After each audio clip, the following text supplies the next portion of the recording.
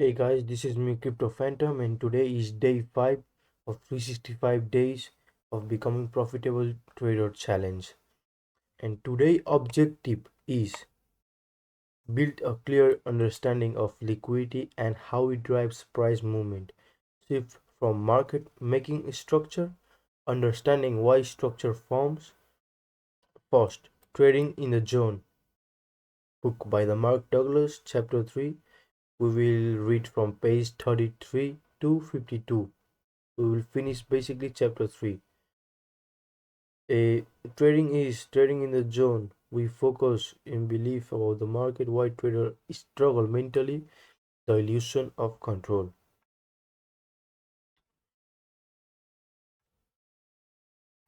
Goal from trading in the zone is start thinking like I execute based on edge, not emotion. Okay, so this is trading in the zone is so profound. Like it basically helps you control your human emotion to so extreme.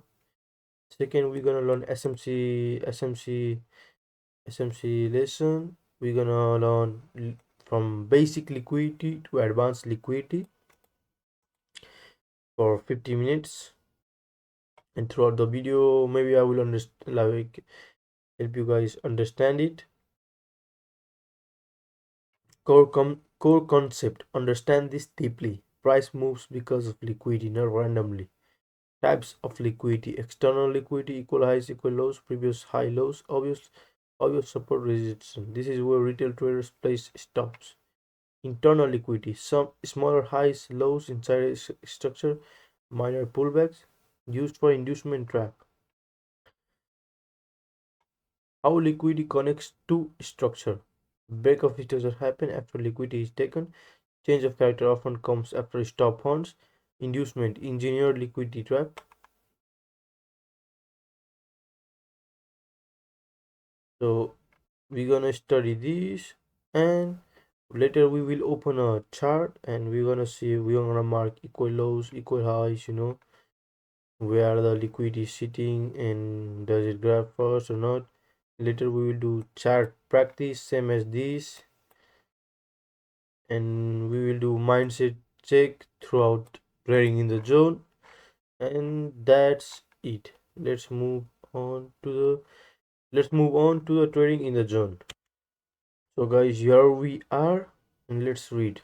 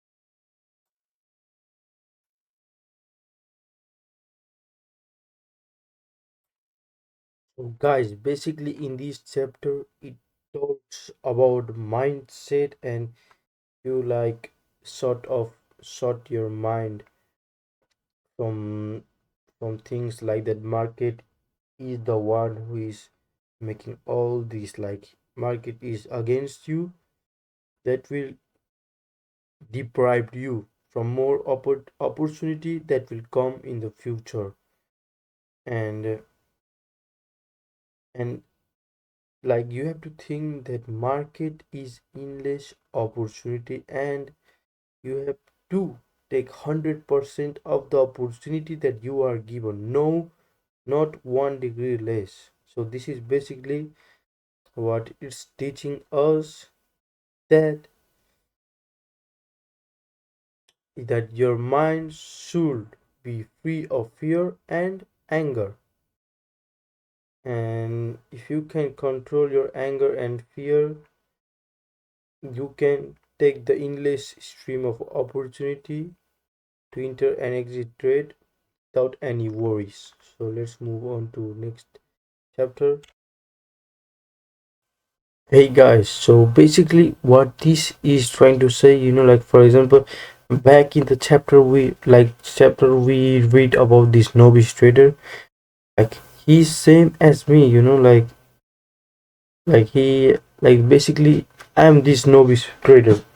Like back in the days, I, like 1 years ago probably, I used to know SMC, AOX method, and I know good market structure, New York time frame, Asian time frame, London time frame. I used to utilize that also because sometime it did, New York sweep the London highs, later it reversed. Sometime it did happen, but like it's game of probabilities. Like like it's not what we think. Every strategy in the world has the probabilities to win.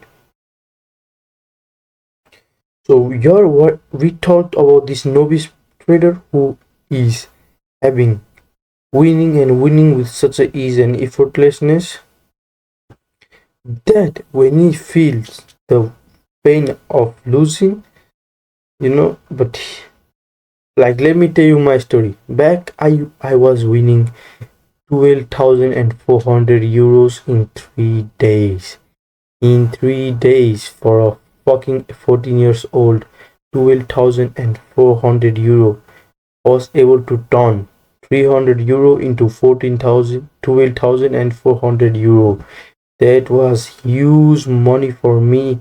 And I remember at that time I went from my house to supermarket. I didn't saw any prices. Like I was grabbing everything, like the my mind was so different, like at that time, like that feeling was so great. The feeling of not having to look the price to buy whatever you want. That's the great feeling trading gives you, like I know that you guys may think what the fuck this guy is thinking, but let me say you again, when you are in my situation, when you are winning big while not taking any risks to management, any self-control, when you're winning that big, if you go to any place to buy something, you will never see the price because you won so much, so self control is also important. So let's move on to next.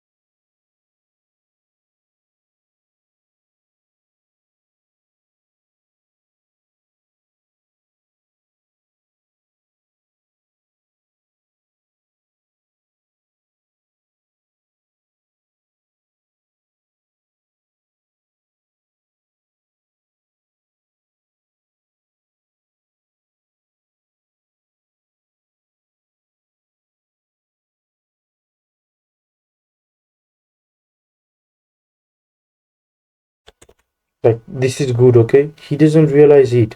But as soon as he made the assumption that knowing something about the market can prevent him from experiencing low pain or can help satisfy his desire for revenge or to prove something, he still is afraid to become a loser.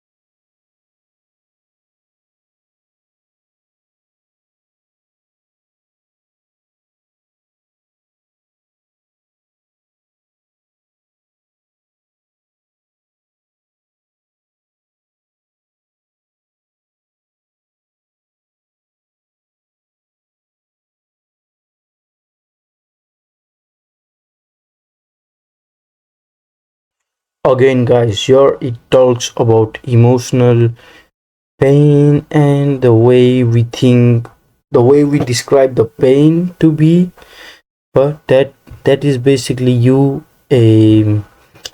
believing that in negative way.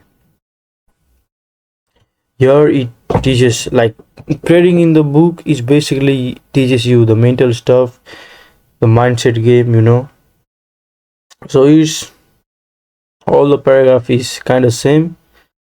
Let's move on.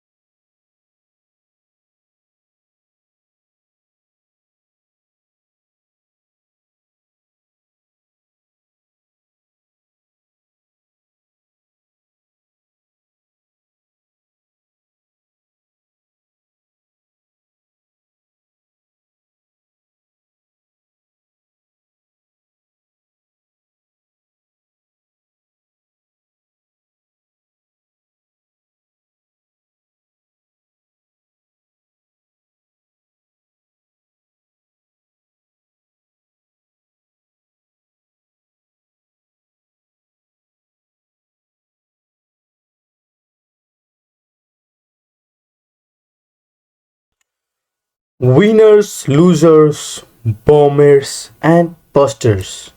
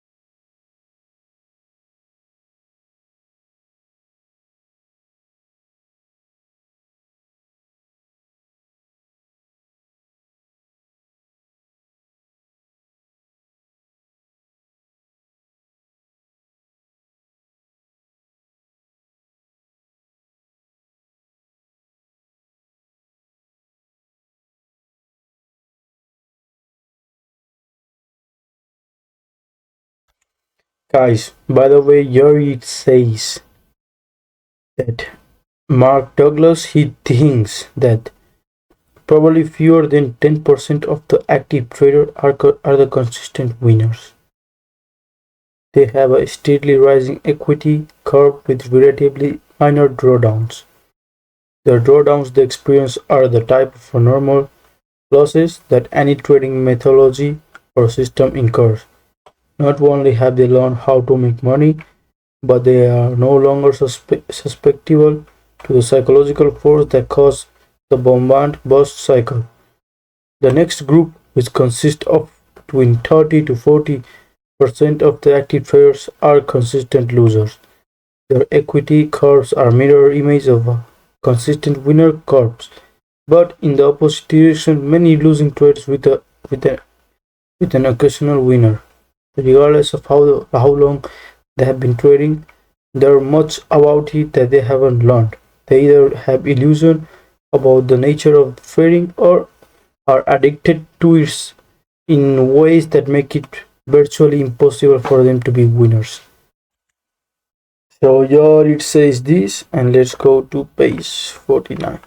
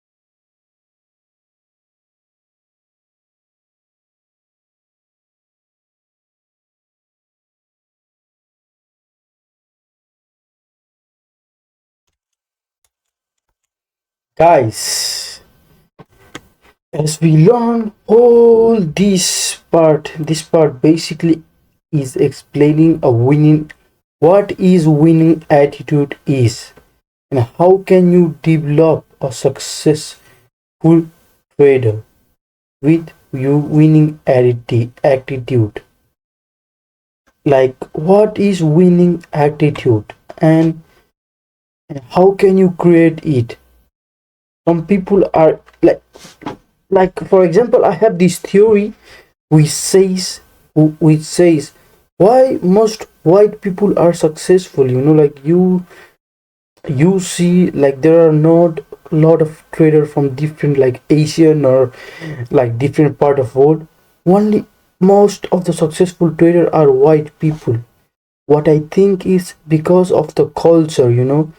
White people, even if they have lot of money, they don't care. Like they don't have this kind of social pressure as in Asia, where if somebody has more money than you in Asia, for example, they are above than you and they are ignorant and they think that they are above everyone if they have the money. The people from Asia are taught, they are already thinking like this because of social pressure and how the social structure is working in Asia. But for example, in Europe or US, if you are born in US or like American family, you are taught to be winner, successful business, and from young age, like they don't judge anybody.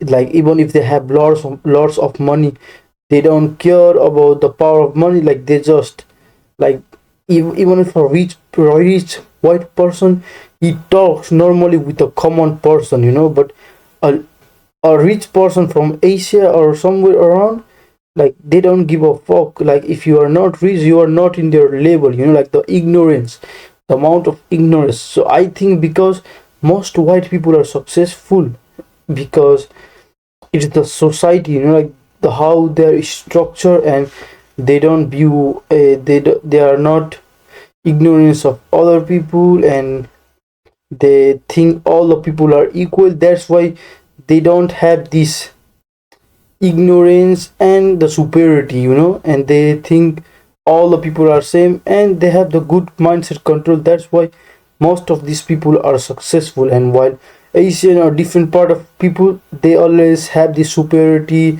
ignorant, and that's why most of them are not successful. And those who are successful, they are not ignorant and they don't think superiority matters. Like, so I think winning attitude come from that point, like that social point.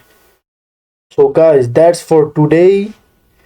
We finished whole chapter 3, and tomorrow we're gonna start chapter 4, consistency of a state of mind.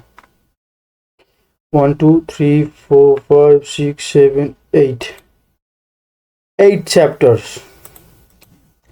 Tomorrow we're gonna read 8 page of chapter 4 and we're gonna start chapter 5. So guys, that's for Trading in the Zone by Mark Douglas, and let's go watch the video of liquidity from basic liquidity to liquidity advance. What's our topic today? Our topic today is liquidity. So we're gonna watch this video, okay? Let's see. Let's understand what liquidity is and why it's important.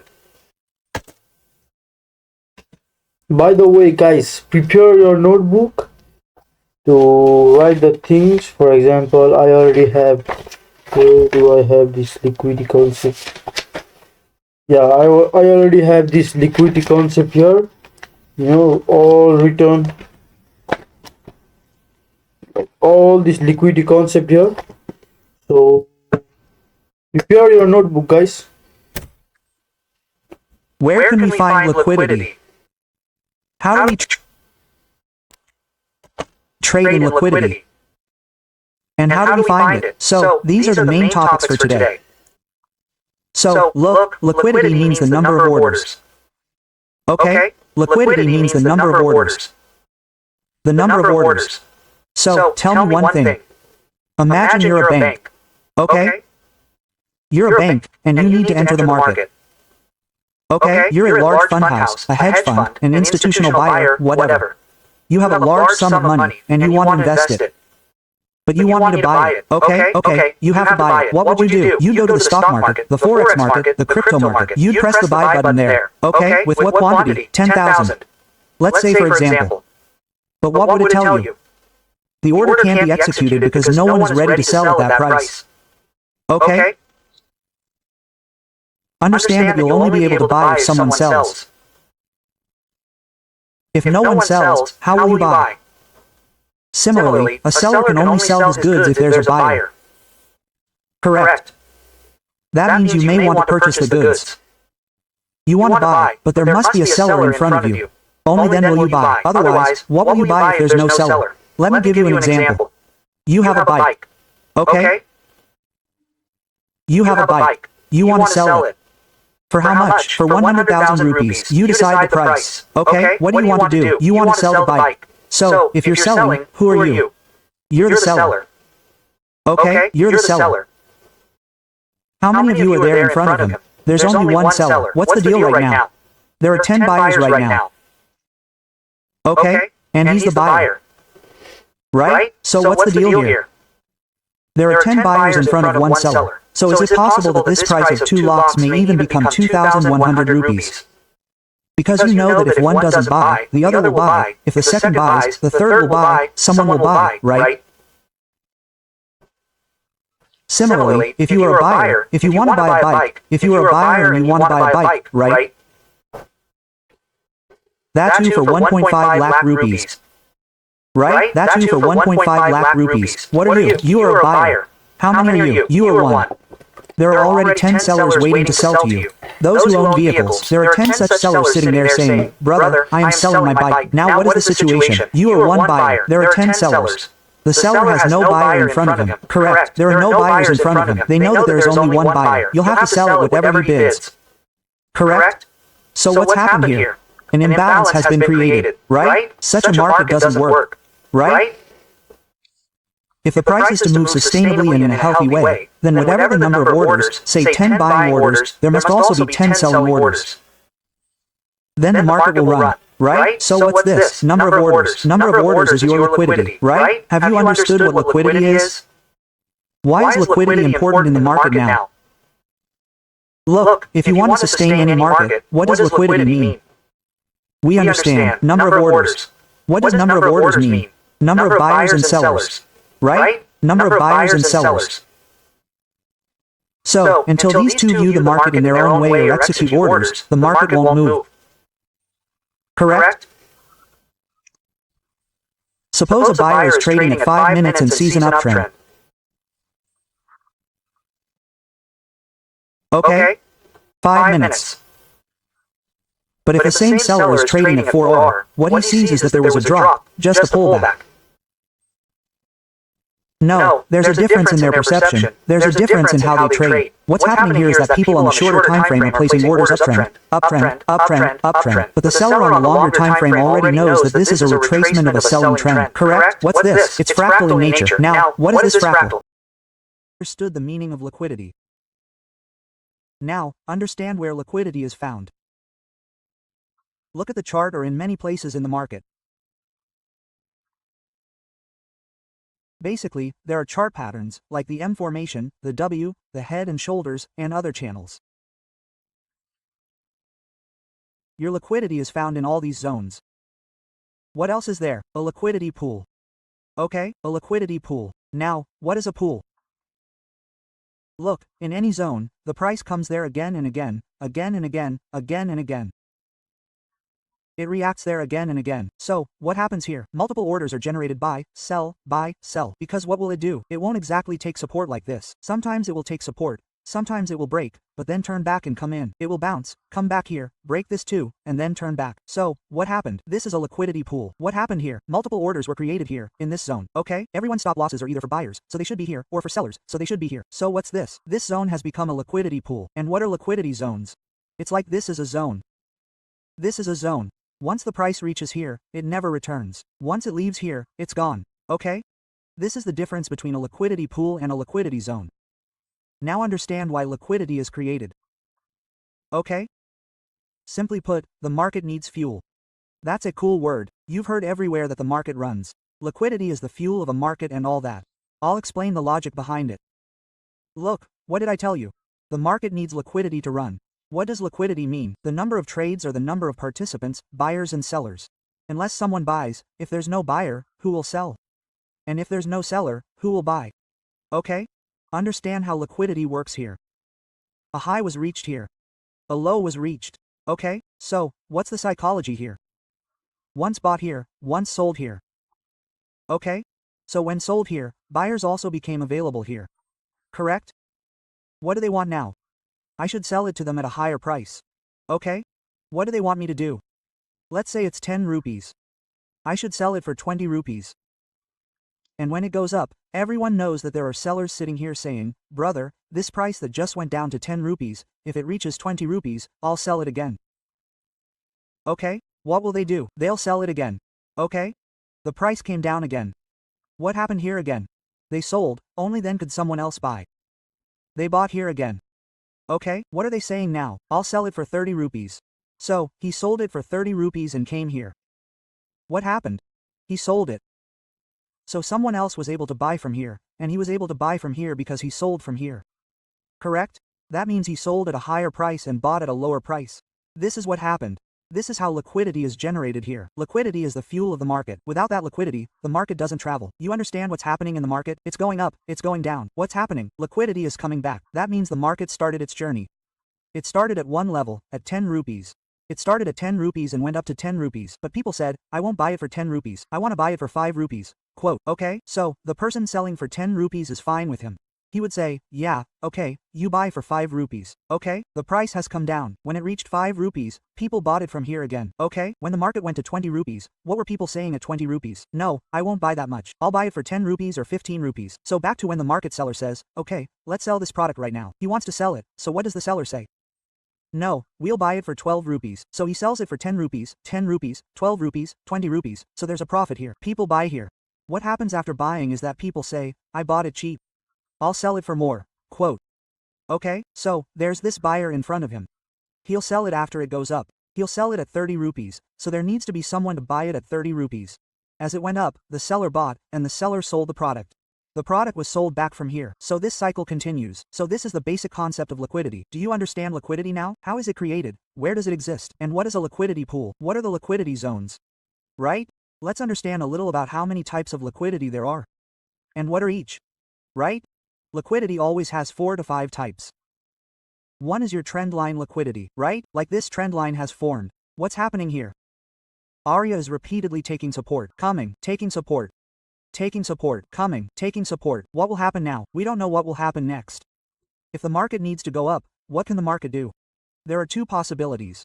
It will come here, tap again, and then run back up. Correct? But what else can the market do? It will come to the trend line. The trend line broke and it went up from here. It ran up. So, say it. It ran up from here. It continued. What's the logic behind this? It's called trap trading, SL hunting, liquidity hunting. So, why does this happen? You understand this. Look, those who bought from here trailed their stop losses as the market moved up. Initially, the stop loss was here. It came here after breaking this. After breaking this, it came here. Okay, after breaking this, it came here. What will happen now? As soon as this trend line breaks, those who have stop losses here will be cut. It will come down a little further. Theirs will be cut. If it goes down a little further, theirs will be cut. Okay, so what did the market do? First, they took these people out. What happened now? Who will enter here? At the trend line breakdown, sellers will enter. Let's say sellers entered here. Okay? Sellers entered here. What happened here? Before that, buyers also entered here. They thought it had taken support here 3 or 4 times before. It would take support again. Correct? So, I'll explain this a little bit here. You'll understand. So, what happened here? It ate 2 people's stop losses at a time. How? When the market came here, it would react a little. It wouldn't fall directly. Correct? So, what happened here? As soon as the correction appeared, buyers started adding on to this level, correct? Here, at this level, all the buyers suddenly left. So, obviously, where would they place their stop loss? Below this trend line, at support, below this previous zone. A safe trader would place it below this. A great person would place it below this, correct? Stop losses would be found at all these places. What will the market do? The market will break the trend line. Right now, the daily trend line will break. What will happen? All their stop losses were cut. Okay? They're out. What will they do now to cover their positions? Sell orders will hit the market. Sell orders. The market hits sell orders. Correct? But what will the market do? Any unpaid orders blocked or pending here will go up. Why will it? Let me explain. What did I tell you about what causes a liquidity run in the market? The number of orders or the number of participants.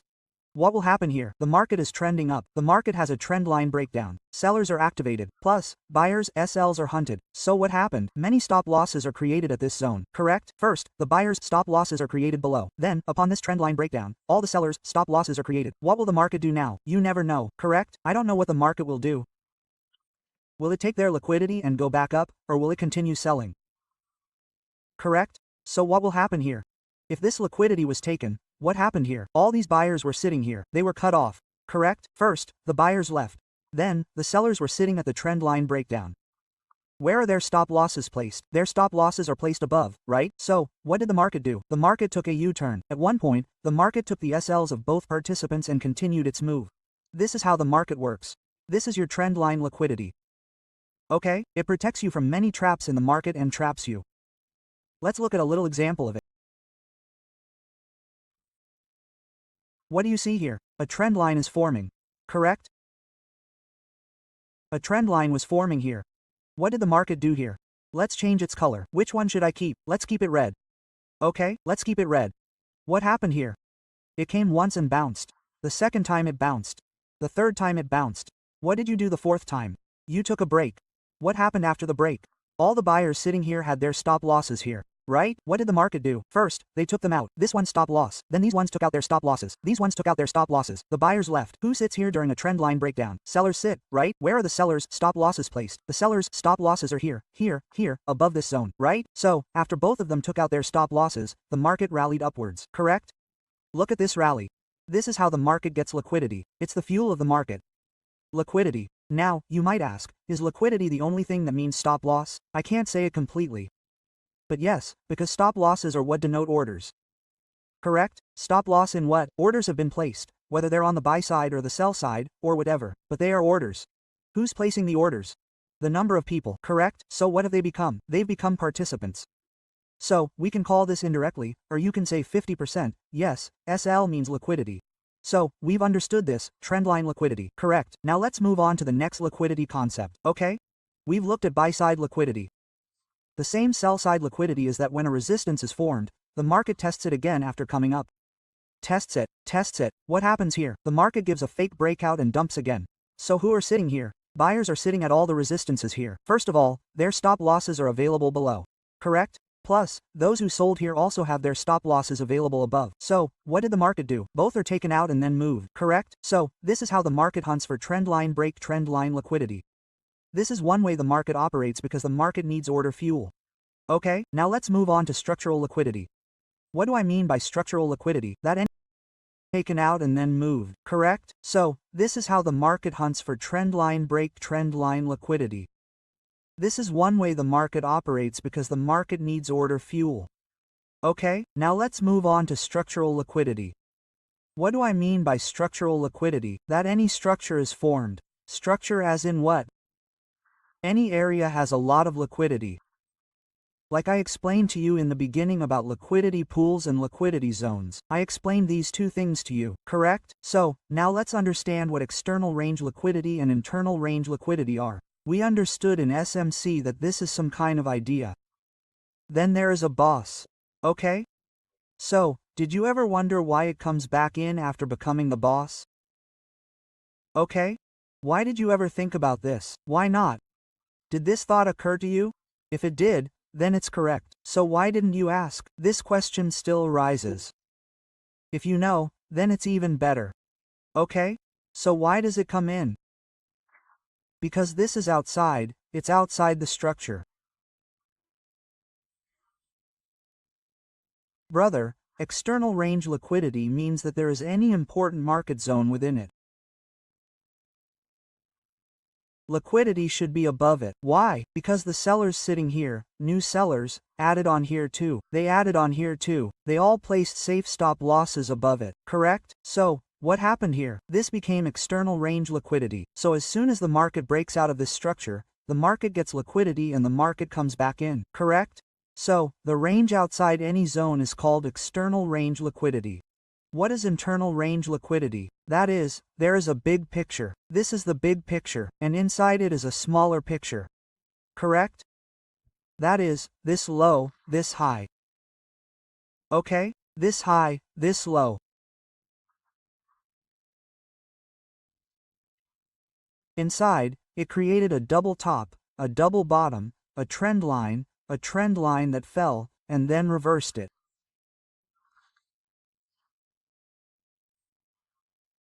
Liquidity here, correct? So, all of this is internal range liquidity. Right? The one that's inside it, it's inside the low, it's inside the high. That's called internal range liquidity. And the one that's external to the high is called external. Where do you find external liquidity? You find external liquidity on larger time frames, on chart patterns, previous day high, previous day low, which we also call PDL, PDH, weekly high, weekly low, monthly low, and whatever. Right?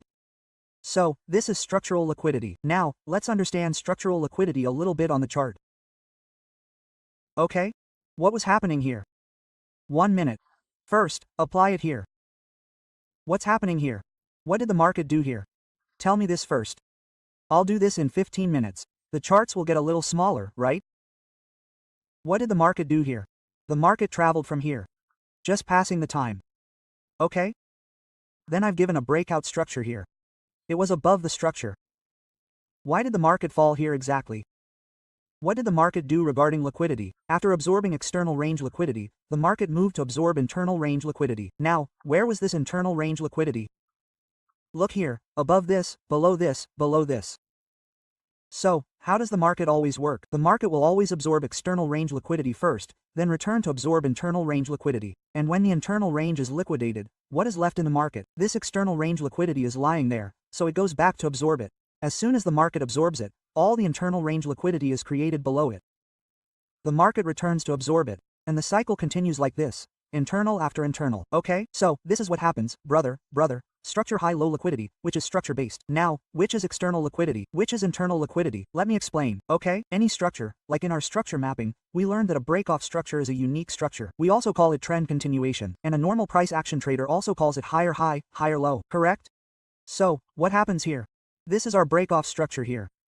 Why does the market fall after a break-off structure? Because when it breaks the structure here, a lot of internal range liquidity is created. That means buyers come in, numerous orders come in, so the market flushes them out once, not just once, but whatever the X and Z are, the market flushes them out, and then, after flushing them out, it goes back to the external one, correct? So this cycle continues forever. External to internal, this external to internal came. After taking internal, it went back to external. Okay, so this keeps going on forever. So this is called structural liquidity. Now, what is the next liquidity? The next liquidity is our equal highs liquidity and equal lows liquidity. Now, what is this? Equal highs equal lows. Okay, you must have seen on charts the famous chart pattern of retailers, the M pattern or the W pattern. It's simply the same. Okay, what's the psychology behind this? Look, the market faced rejection here once. This whole time passed. Again, there was rejection from the same level. So what happened here? The sellers who were sitting here once, sellers sat there the second time. They sat there because of confirmation. Now, when it comes for the third time, selling will start from here again. Correct? Whether it will stop or not, I don't know. But whoever is selling here will place a safer stop loss above this, above the equal highs. Because they know it's fallen once, twice, and the chances are low. Right? So what does the market do? What I told you was that the market always seeks external liquidity first. It seeks liquidity at equal highs. After seeking liquidity at equal highs, it comes to the internals. After seeking its internals, it seeks its equal highs, and then goes to the externals. Similarly, what happened in the W pattern? It bounced from here once. It bounced back once. Now it bounced a second time. So, what would a person think the third time? Let's place a buy order here. I'll move from here and place the stop loss below this zone on the safer side. Quote, correct? So, what happened? All stop losses were created here. So, stop losses are in what? Liquidity. So, this is an indication to the market that liquidity of equal losses is resting here. The market needs to remove these. Until they are removed, it won't move. Okay, so this is equal highs equal lows. Now let's understand a little about how equal highs and equal lows look on a chart. Now, look at this 15-minute chart of gold. What happened here? The market pulled back once here. It fell significantly. Okay? The second time came. The second time also fell from here. So what happened? An equal high was formed here at this level. Correct? Equal highs were formed at this level. It's not exactly dot to dot, but yes, you understand the concept. Equal highs were formed here. So, what will happen here? When the market comes here for the third time, it will react. Correct? So, equal highs were created here. That means what? The liquidity pool is resting above this zone here. There are a lot of stop losses here and there, up and down. So what will the market do? The market will take them out. Okay? Exactly what happened. Look, and then we have to watch the move after finding equal highs. Okay? So this is equal highs. Okay? The liquidity of equal highs is also important in the market. We'll cover how to trade based on this in future videos, but for now, understand liquidity. Okay, then let's look at the liquidity of equal losses. The concept is the same, but the relationship is the same, the thinking scene, right? Okay? So, look at this. What did you create here in this zone? You created equal losses in this zone. How? Let me explain. What happened in the market? There was a bounce from here once. You tried to bounce back a second time, but got trapped. Why? Because there is liquidity of equal losses here. Liquidity of equal losses as in what? Everyone knows that everyone has their stop losses below here. So, won't the market go on a hunt if it needs to make a U-turn or if it needs new fuel again? Correct? So, this is how it works. Liquidity, with equal losses and equal highs, is a psychology. There's proper buyer-seller psychology behind it. I'm not just telling you something out of thin air. I'm explaining it with complete logic. Okay? And I'm explaining the entire concept to you. Okay? What's left? If you trade Forex, you have time-based liquidity. What is time-based liquidity? Let me explain that. If you trade Forex in crypto, not crypto, but Forex. Okay? You know that Forex markets open in sessions. First, there's the Sydney session. Then, you have the Asia session, then the London session, and then the New York session, correct?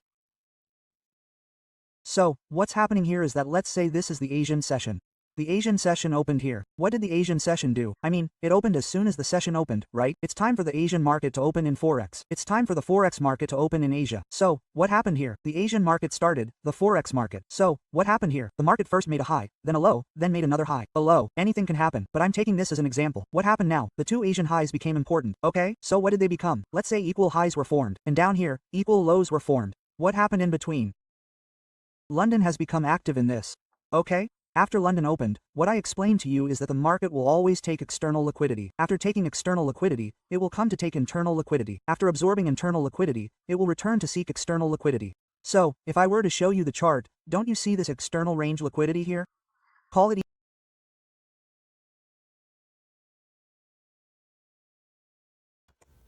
Guys, by the way, for example, we're gonna learn a bunch of this stuff, okay? We're gonna learn later throughout our video, like in the future, in the future, we're gonna learn Asia high, Asia low, London high, London low, New York high, New York low, how this work, how this pattern works, how what it can help us to make our trade more like further confirmation, so like trading is like that. You need to have your own edge and the confirmation that you are willing to put that trade. You have to do all the calculations. So we're gonna learn bunch of stuff like how Asia high, Asia low works, London high, London low works, New York high, New York low works. Sydney, it doesn't matter because it doesn't has that much of impact. Only Asia, London, and New York has impacts much in the market. And we're gonna learn later order flow, volume chart, a like bunch of things we're gonna learn which can help us more. So let's go.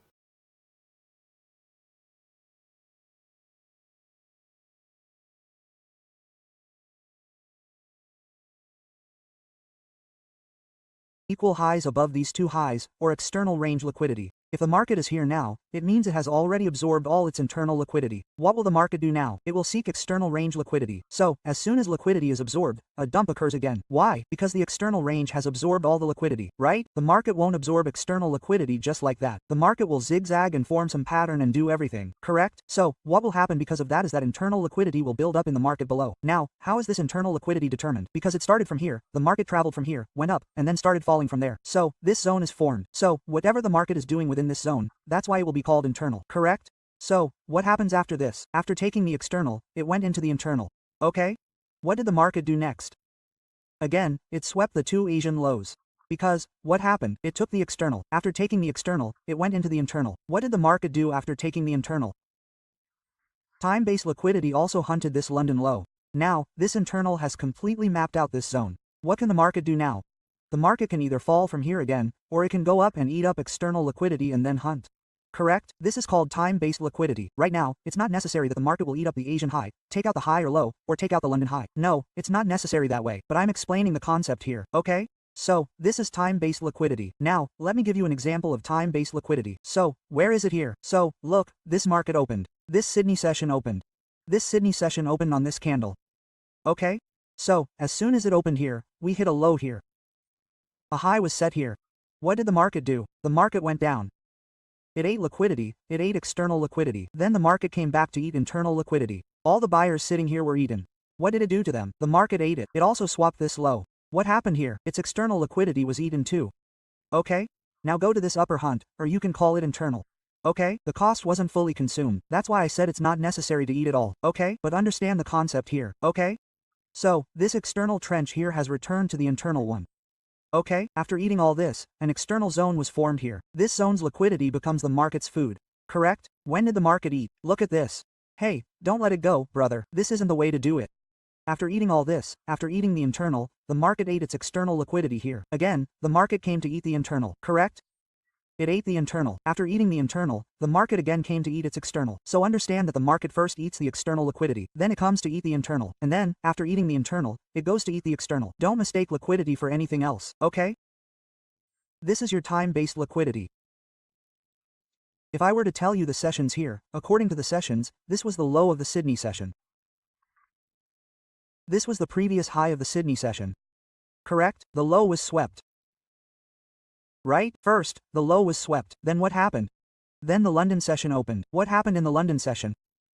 The previous day's low in the London session was swept. Correct. It ate the external. After eating the external, what will it do on a larger time frame? It will eat the internal. What will it do after eating the internal? It will eat the external. It will either eat the lower or the higher. Correct? It can do anything. It depends on market conditions, psychology, and levels. Correct? So what happened here? London ate the liquidity of the previous Asian session, which was in New York. Okay, what happened next? London made a high, then a low. Okay, London made a high, then a low. What happened next? When did these highs and lows break? This break happened in the afternoon, right? When the European markets open. What happened next? Then, in the New York session, the market ate the liquidity of the previous one as well. So, look, this is how market time-based liquidity works. It's fundamentally useful in Forex. I'll also post a video on what kill zones are and where you should trade, if you're a Forex trader. Okay? I hope you understand the rest of time-based liquidity. Then we'll talk about buy-side liquidity and sell-side liquidity. Now, what buy-side liquidity and sell-side liquidity are. Suppose someone is uptrending or consolidating at a zone, everyone knows what's in place. All buy orders and sell orders are in place. Correct? If the market kills them and removes them, what happens? What triggers all the buyers' entry here? Then, if the market gets them entry and then comes back in, that's buy-side liquidity. Don't allow closing above any level if buyers are interested.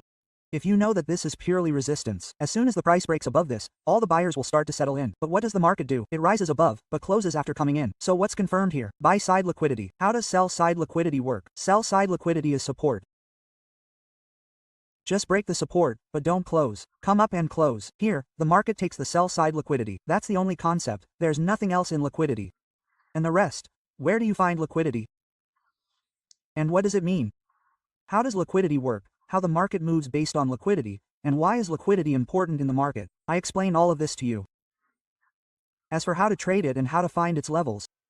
Hey guys, so that's for today. SMC a liquidity concept from beginner to advanced. Like, hope you guys have learned with me. For example, like, let me clarify this again.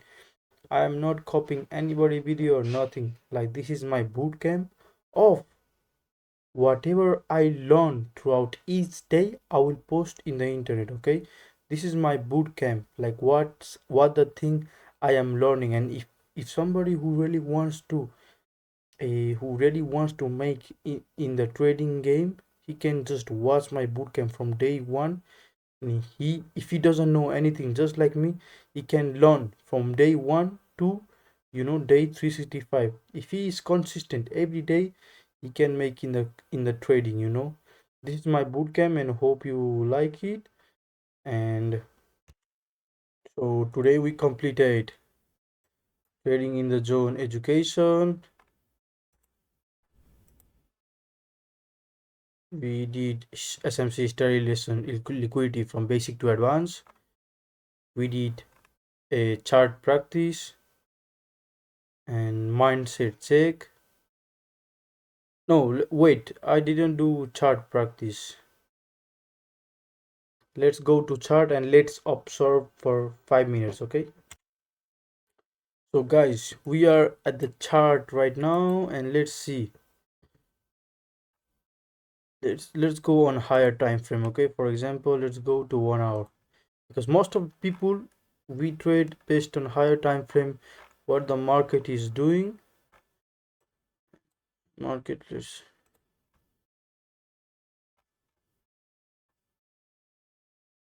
this is monthly, okay? This month, this was the high, this was the low.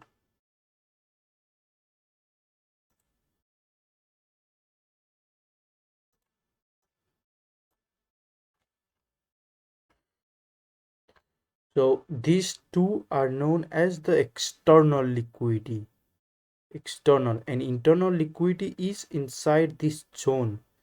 So what's the internal liquidity? For example, let's say this equal lows, or this